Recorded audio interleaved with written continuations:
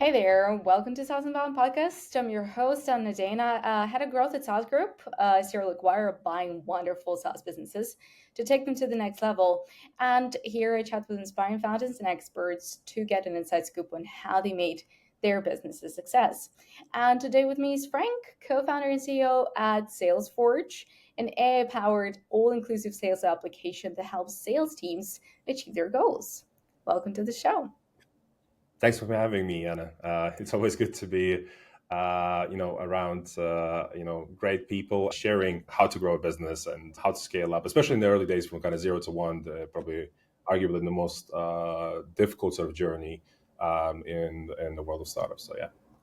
That's for sure. Well, happy that you're here, and yeah, you're definitely in your 0 to 1 kind of journey, and but it's a stellar one. Like I was researching about you, and it's a pretty successful story. So really ready to dig in. But first, before we go into the company and the product, can we get into your background a little bit? Like, who's Frank? Yeah. So I was born in a tiny country called Latvia, actually, and then I moved to UK when I was 16. So I became also a Brit. But really started my career at Google. Worked on the Google Ads business, and then I worked for a bunch of SaaS companies, and I stayed in SaaS pretty much ever since. Why wouldn't you? So I started my career at sort of SimilarWeb there in the world of SaaS. Then I moved over to work for a company called Black Crow on the machine learning and AI front. And then I was poached by another company called Watergraph. I worked on the data visualization front. I know you have also a portfolio company called Dashtest, so it would be a competitor, for example, to Watergraph. And then, I led a sales team of about 50 at Watergraph, and then I exited and then thought to myself, had this sort of epiphany ultimately around the fact that, the only way to really to attain your target in sales, typically, if you have a sales-led motion, was by hiring a lot more reps. And I thought that was a wrong way to think about business. So this is also what led me then to exit Watergraph and essentially work on a software that allows you to ultimately make sales teams leaner and meaner. And that's really what we're doing with Salesforge as our core product. And then we're building also a bunch of other products as well. We started that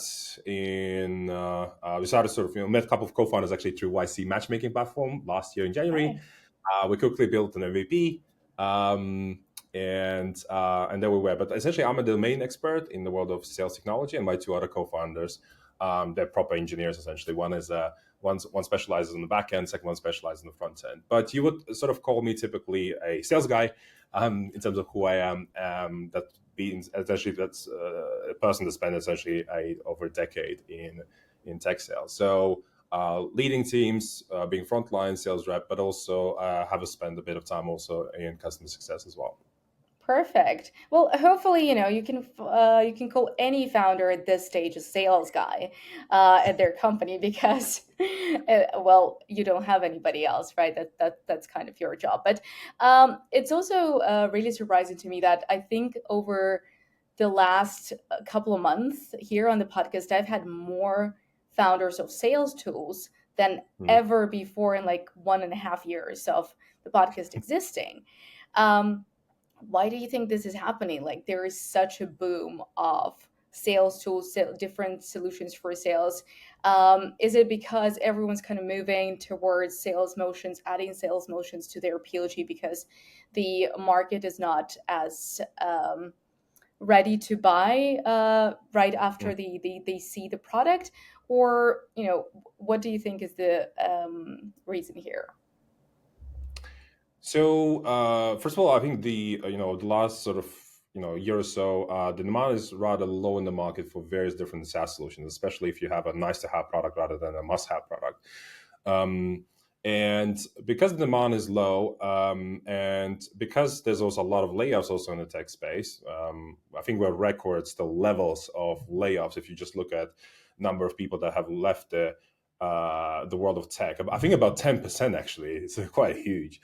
So people are leaving jobs, and then what typically naturally it means is they're looking at starting a company, whether they start a sales uh, tech company or whether they're starting some other sort of company. But essentially, there's less of a need to have sales reps right now in these days in various sort of organizations. So If you have a sales background, then you typically exit and you may consider, building a sales sort of technology solution that addresses a particular pain in the sales funnel.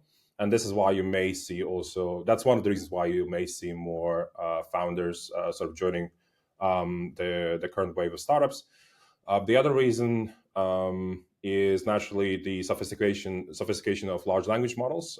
So because of course the models becoming more and more sophisticated, whether that's GPT-4 and the latest one that has been just released by Sam Altman, and also other models, it just unlocks various sort of capabilities in the world of communication, whether that's just general communication B2C or whether that's specifically B2B sales, etc. And it allows you to essentially generate content at this much bigger scale and within literally seconds, something that used to take a sales development rep to hours, potentially days, to craft various sort of emails manually. So it just unlocks new capabilities and unlocks the possibility of new types of software to help and improve conversion rates in the funnel. And that's why you're seeing a lot of startups popping up, just generally across, I think, all fields. But also, what it will mean is that a lot of startups would just die as well, because there's just way too many startups popping up. It's not like the market is endless, right? So a lot of startups popping up, they're fighting against each other, and you would expect a lot of them also to die. And I already seen actually several startups dying over the last 2 years. Because you will realize that your competition is like really tough. There's a lot of players out there.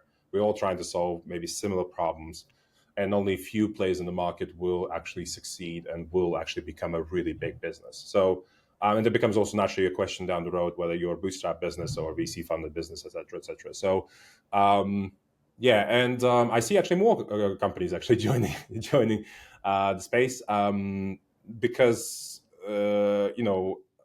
there's a lot of smart people out there in the world, and if they're not going back into getting another job at sales, doing sales for a tech company, then they will be definitely looking at starting their own business. So that's why I believe you're still going to see a lot more people on your show coming from the sales technology background. Yeah, seems like it. Well, you started talking about the problem that you're solving. So, what is it, and Mhm. who's your main customer? Yeah. So when going back to sort of our vision to make teams significantly leaner and meaner, so you kind of have to figure out, okay, which channel do you focus on? Because in B2B sales, you got three kind of core channels. One is the email channel, that we've got LinkedIn and engaging on LinkedIn, whether you are reaching out to people via LinkedIn or you're doing social selling, or the third channel, which is the voice. So essentially the ability to dial your prospects. These are really the three core channels in B2B sales.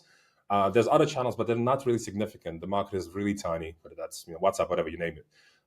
So we decided to focus on email because arguably email is the largest channel in B2B sales. A lot of companies do a lot of emailing, but there's also huge problems in the world of email. And the main problem that we decided to focus on on day zero pretty much is email deliverability. So essentially delivering emails to other companies. So your company A, you're trying to deliver to emails to company B, C, D, etc. The probability of landing in the primary mailbox, so inbox of essentially of your prospect, is decreasing essentially over time. So 2 years ago, it was totally fine to send emails, and you will typically have barely any deliverability issues. But these days, it became very, very difficult. And there's some mega trends in space. So more and more emails being sent, just year over year. More and more bad actors that exist in the email ecosystem that are sending, for example, ransomware. There's also phishing attempts. So there's essentially also a lot of fraudsters as well in space. And I've seen a lot of these emails actually myself, not through our customer base, but generally I've seen, and I understand why essentially it becomes more difficult. Because essentially what happens is that the two main email service providers in B2B, being Outlook and Gmail, they start to introduce restrictions. Some restrictions you will see, some you will never see, but essentially it's just more difficult, and it impacts really badly the bad guys, but at the same time, it also impacts the good guys, just normal businesses that are trying to engage with other businesses. So, for example, you need to make sure that your DNS settings are correctly set in place on your domain level. And some people are missing things like called DMARC essentially on their domains. So, and a lot of people love to have a lot of links in their emails and stuff like that, that are also causing problems essentially when it comes to delivering emails. So there's various different things that need to be done, and it's a very, very complex problem. And typically, not a lot of people in sales are very savvy to understand, how to solve that problem. And typically, also companies don't have what's called an email deliverability expert as well, to solve that. And then the engineering team in the company typically doesn't really, wants to solve sort of problems for the marketing team or for the sales team when it comes to deliverability. They have their own problems to do, to solve.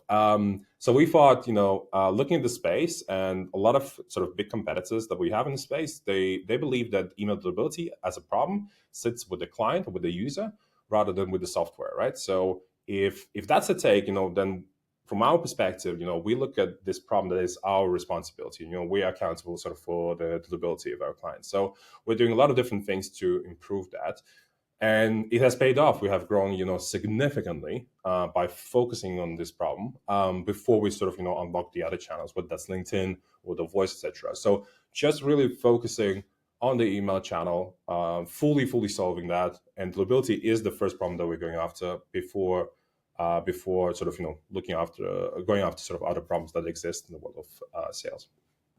Okay, and I've seen a couple of your previous episodes, and there's some obscene amount of emails that you send every day, like it measures in thousands.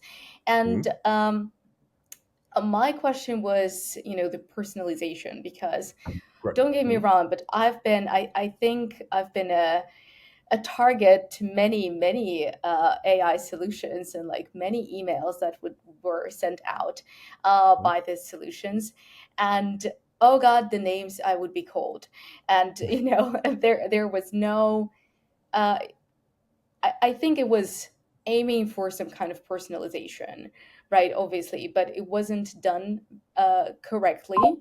So I guess my main question is, how do you ensure that out of those thousands emails, um, well, hopefully 100% of them are going to the right people, calling them the right names, and basically just, making sure that people on the other end are not frustrated.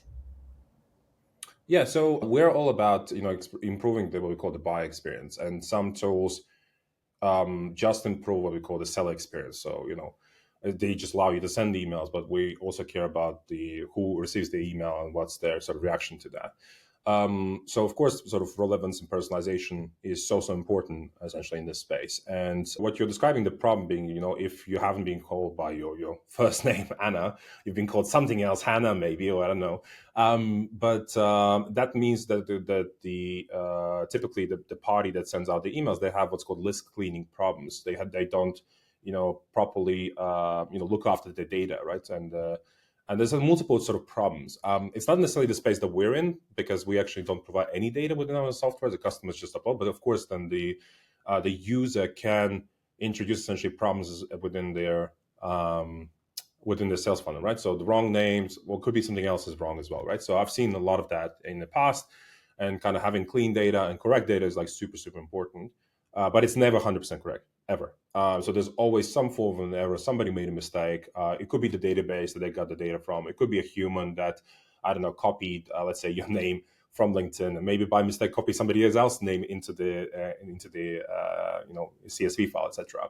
So there's multiple problems that exist in this space, and one of the ways to solve that, actually, that I've seen being so super successful, is if you have all that data in say Google Sheet, you hook up, let's say, your OpenAI key to the Google Sheet, and you can just sort of verify the validity of that row. Essentially, does the name, essentially first name, say, match the LinkedIn URL or the email, etc. So there's few things that you can do there to validate, essentially, the records that you have, and you can do that, let's say, on a monthly basis, maybe, just to make sure it's always clean, because there is a problem called data decay. Essentially, it gets just old or out of date, etc.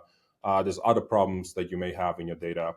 So it's super important that you clean that and make sure it's legit, because, yeah, the fact that you're going to send an email, whether it's a wrong name or a wrong company name or wrong something, it doesn't look great. And typically the person is very, unless the pain is like super big that you're solving, the likelihood that the person will respond is, yeah, ultimately very low. Absolutely. All right. So it's not perfect, but it can be improved. All right. That's really good. I've read that it only took you like 9 months, I guess, to reach 1 million ARR. You're just Yeah. four people, Yeah. which is incredible and super fast. So well, I guess the question is how? What are you doing? How are you going after your customers? Is it those, thousands of emails that you are sending every day? So are you pretty much leveraging what you're doing for your own growth? Or is there a different way that you're acquiring customers at the moment? So that's a good question. So in the early days, dog fooding was the number one channel for the first sort of, I would say, half a year or so. And then the next 3 months, sort of word of mouth actually has kicked in. So we have Salesforce as our core product, but we also have a second product that we actually have released after sort of 5-6 months, called Mailforce.ai. So Mailforce.ai is an infrastructure product which provisions the required infrastructure for scaling your outreach. And once we released that product back in January, we have heavily sort of tilted from essentially being outbound driven towards being heavily 89% sort of inbound driven. And yeah, number one channel right now is actually word of mouth, because by having these two products together, it allows us to fully solve email deliverability very fast for various different users out there. So I guess the journey here, just kind of from a maybe product standpoint, is, so yes, you may have, let's say, shipped a product, for example. That product solves not fully but partially the problem that you're going after, and then you realize that there's a one key component that's missing to fully solve that problem. And then you try to kind of think to yourself, how do I help the customer kind of to solve that? So option A is you could partner with some parties. Option B is you could just educate your audience, or option C is you can kind of own that problem. And we're all about owning problems and helping our customers. So that's why we had to essentially ship our second product. And so yeah, word of mouth is like huge for us right now. People talk about our product in sort of closed door environments, so communities, whether that's Slack, WhatsApp groups. People even shoot videos about what we do on YouTube, etc. So all of that sort of accelerates word of mouth, and it also makes us very naturally capital efficient when it comes to acquiring users. But we are looking to go back to aggressively going on outbound. And one of the things I highly advise all the founders to do out there is to, especially when you're B2B, is to ask a question: where do you hear about us on every single sign up, instead of relying on Google Analytics data or any other form of data? Because what did you hear about us is the best form of information, qualitative information, right, from the user, to understand where did they hear about you. And sometimes it just says, my boss told me to check it out. My friend told me to check it out. And this is where you realize, oh, wow, the word of mouth is huge. It's not something that actually Google Analytics would capture, because typically in Google Analytics, a lot of sort of conversions or revenue goes into direct, essentially, or organic. And you're like, oh, wow, SEO is doing really well. But no, it wasn't SEO. It was something else.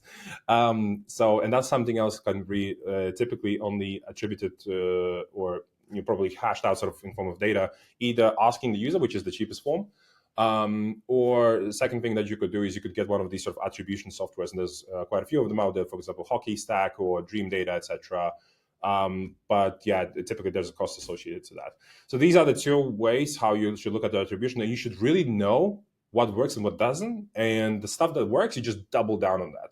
So because we introduced this pretty much from day zero when we launched Salesforce and Mailforce, like asking our clients, what did they hear about us? We always knew what's working, what's not. And we just doubled down from day zero on what's working, which is a lot what allowed us then to grow very fast. And then what didn't work, we just kind of switched that off, essentially.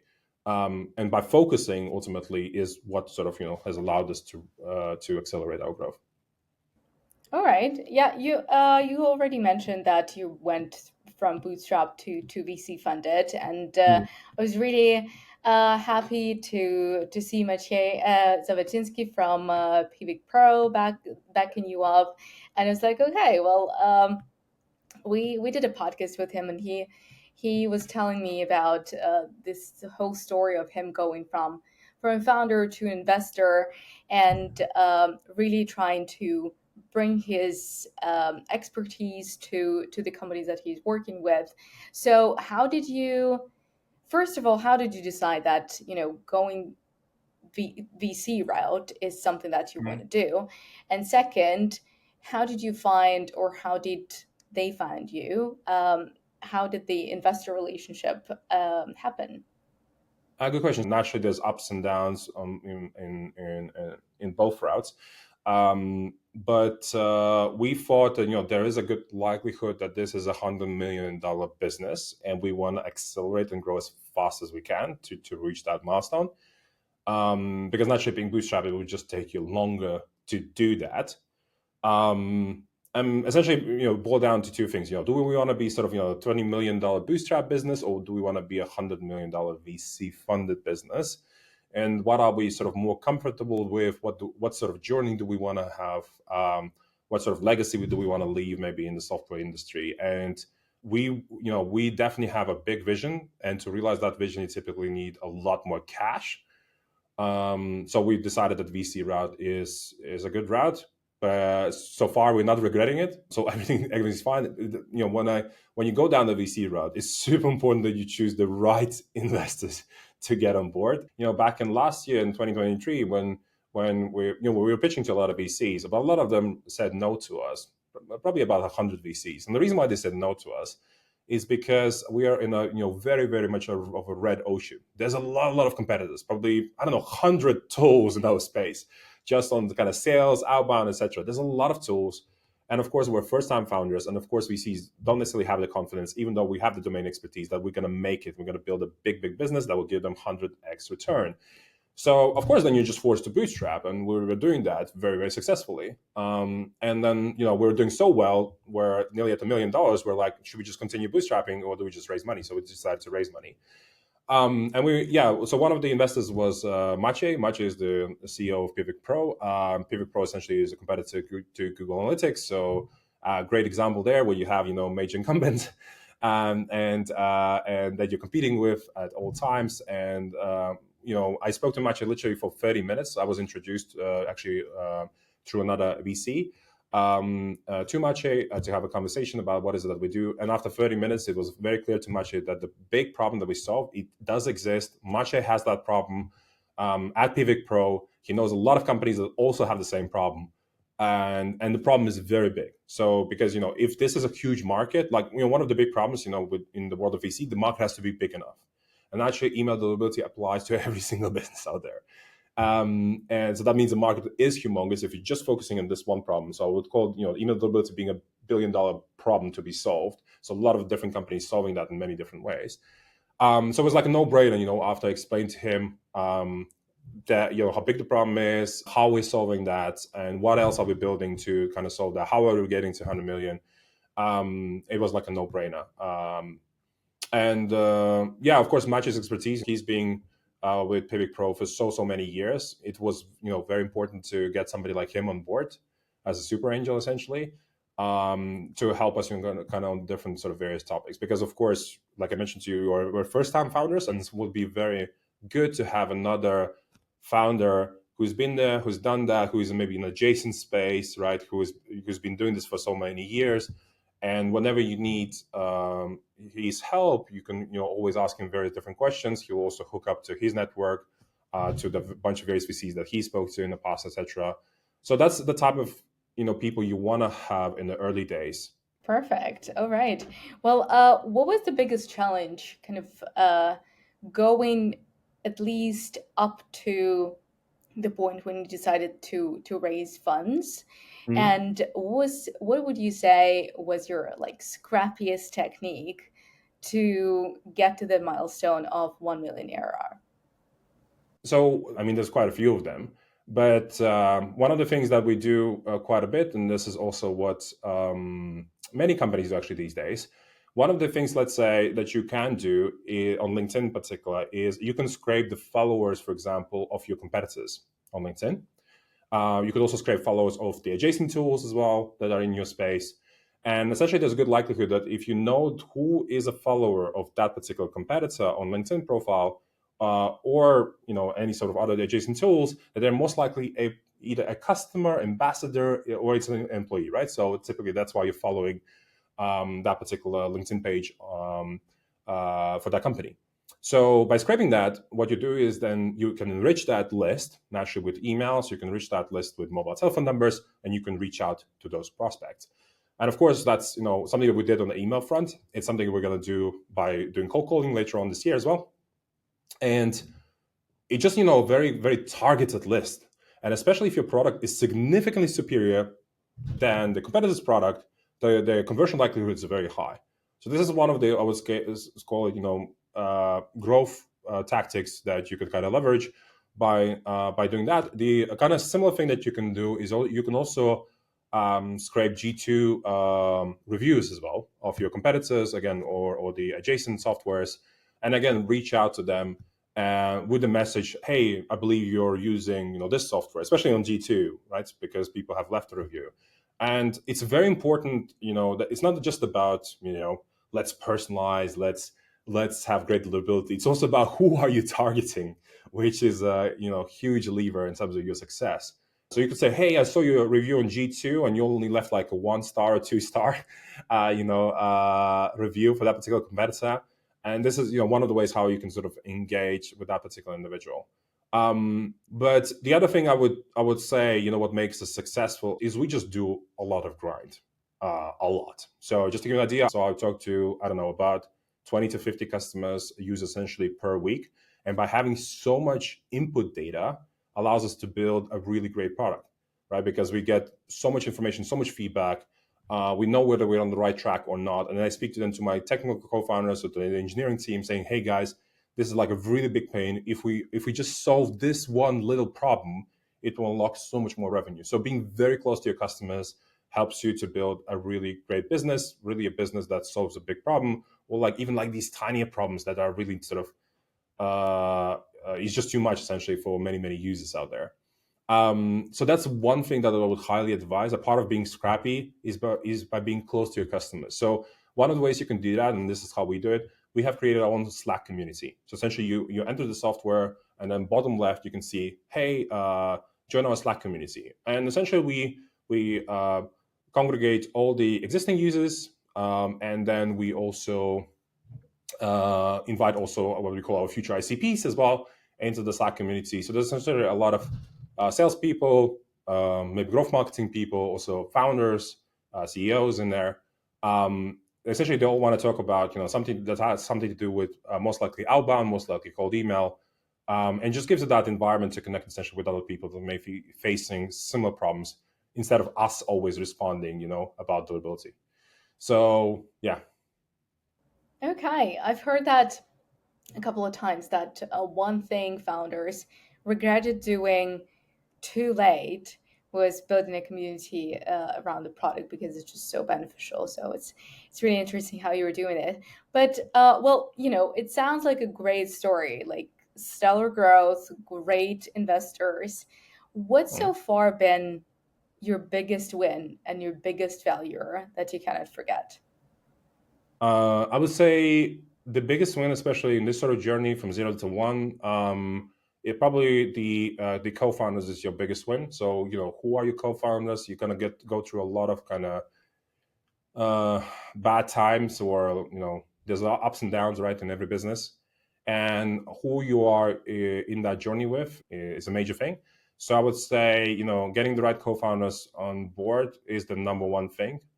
um, and yeah, we went through a lot, and yeah, so I'm very grateful actually to them, everything that they've done on the product front, because I'm selling the product, but they actually building it, right, based on the feedback that we're getting from our users and from myself, as well. So building a great product also is a huge sort of undertaking. But I think the biggest failure, no, I mean, I don't have maybe one single big failure, but I have a lot of these tiny failures where I didn't just do quickly something enough. So I call that sort of cost of inaction. So what is Hmm. the cost of doing nothing or not doing quickly enough? You actually, let's say you're leaving money on the table, for example, by not doing this. And prioritization is, of course, is like super super important. But I would say probably the biggest failure, if I think about it, is actually hiring. We just haven't hired quickly enough. Okay. for the people that we should have to even accelerate more the business. So it's essentially it's trying to predict where you're going to be in a month or 2 months time. And if you're not going to have the right people in the right teams in business, then you will struggle and you will be drowning. So that's what we were sort of the last 2 months. We just had so many customers onboarding. We had so many support queries. We just didn't have enough people essentially to support the growth. So that just means you're just working, 7 days a week for a considerable time to service your clients. And and the reason why we had to do that is we just didn't hire fast enough essentially. So yeah, so what I'm gonna say here is kind of try and predict where you're gonna be in 3 months time, and what sort of people do you want to hire right now rather than in 3 months. So yeah. Absolutely. I mean, that's a great learning. Right now, you know. But yeah, another question, another usual here that I always ask is, a hack.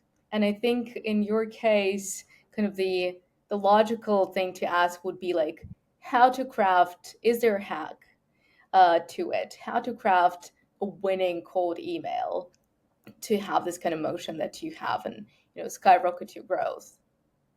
Yeah, so that's a good one. And I got the question asked very frequently by our users.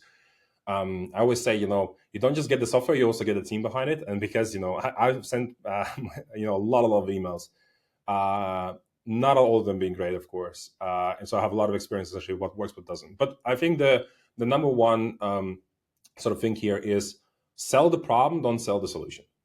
So in the first email, essentially, when you're reaching out to a particular prospect that has never heard about you, they don't really care about your solution. Typically, they care about their problems that the prospect has, right? So you may have three problems. One of them is how to manage content here, here, and there, and you have a problem around that sort of area. You're not thinking necessarily about the solution, but you have that problem. You may not have thought about solving that problem, but hey, then somebody reaches out to you saying, "Hey, Anna, I was wondering whether you have this particular problem," and you don't even mention the solution, and you'll be like, "Oh, yeah, I actually do have that problem." Right? So again, in cold email, a lot of people sort of overthink. So because people think like, okay, I'm gonna send a cold email and they're gonna book in the meeting, after the first email. That's not how it happens. Typically, the reason why you're sending an email is to start a conversation. And what most of the companies get wrong is they just start selling the solution from the get go. Hey, Anna, my name is Frank. I'm from Salesforce, and this is what we do. Would you like to chat about this? Right. So instead, like, hey, Hannah, I was wondering whether you're facing sort of any sort of pipeline issues, whether you're struggling to really craft a great email at scale in different languages, etc. And maybe you don't have that problem, which is fine. Then you don't respond. But those people that do have the problem, they'll say, "Yes, I'm struggling with that. My reps are spending hours every day to do that." And then you're all right. So this is how we could solve it for you. So essentially the solution comes after. And I used to have a good friend of mine right now that I hired back in the days that used to work in sales. So he always said, no pain, no gain, no demo train. So essentially, if you haven't validated that the prospect has a pain, there's nothing to gain essentially. So don't pitch the solution, and because essentially you're skipping a few of the steps there. Like you really need to validate whether the prospect has a pain, and most companies just don't do that. So this is why a tip number one is first email, just talk about the pain and ask the prospect, hey, do you have this pain? Is this kind of top of mind? And sort of always finish off with what's called a soft CTA, sort of open-ended question at the end, rather than kind of the hard CTA where you're just asking for time next week, 15 minutes. People's time is worth a lot of money. So they don't want to be necessarily jumping in the call, but the first thing you want to do is validate whether they have that pain. So if the prospect doesn't respond, in the second email, outline how you can solve that problem. This is where your solution comes in the second email. And what are some of the results maybe that you have delivered for similar clients in the past? So it's social proof essentially. You can also, in the second email, say something along the lines of, hey, I can shoot you a video to show you how we could solve that on your website, right? Let's say you sell some SEO optimization services or whatever. And again, the goal is just to get a reply. It's not to necessarily book on a call, but just to get a reply to validate whether they have the pain, whether that in the second email, whether the solution that you're offering, whether that's something that they looking at or potentially could look at in the following weeks. And then in the final email that I typically like doing is I typically say like, hey, I may be barking up the wrong tree here. Like, is there somebody else that you should be speaking to? Because in a lot of cases, just like you mentioned, I think early on, but targeting the right people, addressing them by the right name and many other things is super important. But also, what then happens is people reaching out to you, but you're not a decision maker. You don't care about this, right? So you don't care about cold emails, Anna, but it's somebody else that cares about cold emails, right? So, and and typically what the prospect doesn't do is the prospect doesn't just by default CC the right person. No, you have to ask for it. Like, hey Anna, you may be not the right person, but do you mind me, hooking up with the person that's responsible for this area? And that actually works really well in the final email. So what I always also want to say is with these three emails, the maximum ever that you should number of emails that you should ever send to a prospect is three max. That's it. If there's no response out of the third email, the likelihood of getting a reply from that person is very very low, super low. And the second problem that you're sort of second problem that we have in this space is the fact that the likelihood that the person will report you for spam is just very high, right? So don't just annoy them essentially with more emails. It's just not worth it because that will ruin your deliverability essentially. Right. Thank you so much. I mean, I've heard different opinions here. I've heard seven is the magic number, five, and we're coming Mhm. to three. I mean, people have less and less time. I mean, it seems like no one needs seven anymore. Three is quite Well, enough. the reason why it's three, so you have to kind of explain why it's three over seven over etc. So again, you're improving your deliverability first of all, right, by sending fewer emails. Super important, and most people don't think about deliverability. But the other problem that exists in the space is something that you have no barely any control over is the timing. When's the good time to reach out to your prospect? So, you could be sending a bunch of emails, but it's just a bad time, to be discussing this, right? So that's why they don't respond back. So instead, what I typically recommend is like send these three emails out. And then if there's no response and the person has not opted out or unsubscribed from your list, then reach out again after a quarter because typically priorities can change after a quarter. So that means you're just, engaging with your ideal customer sort of 3 to 4 times a year. And that's something that I would recommend because then you're trying to figure out whether they're in market essentially for your solution. Because there are some general stats that out of the 100 ideal customers that you're reaching out, maybe about 3% of total people in that you're targeting are actually in the market for your solution that would actually consider having a chat with you. So that's the 3% of the people that you kind of have to find. And then when that ICP, so the ideal customer, goes in market essentially at some sort of later stage, well, you have to re-engage again to see whether it's relevant. Again, with a fresh new copy, fresh new sequence or a campaign that you're reaching out, and that's much better for your kind of long-term sort of pipeline building, rather than sort of sending 7 emails and then never reaching out, but maybe again or sending 7 emails and then sending another 7 emails. That's just too much, arguably. So you have to be sort of deliverability sort of conscious these days because if you're not, then your deliverability rates will tank very, very fast. All right. Okay. Thanks for explanation and thanks for the story. I mean, I think just looking at your success and what you're doing, it's really inspirational, and a lot of founders would want to know how you're doing this. So thanks for sharing all the tips and hacks. But yeah, I really enjoyed the conversation, and hopefully in a year we'll be able to do it again and see where you're at. Yeah, let's do that. Thanks, Hannah. Thank you so much, and take care.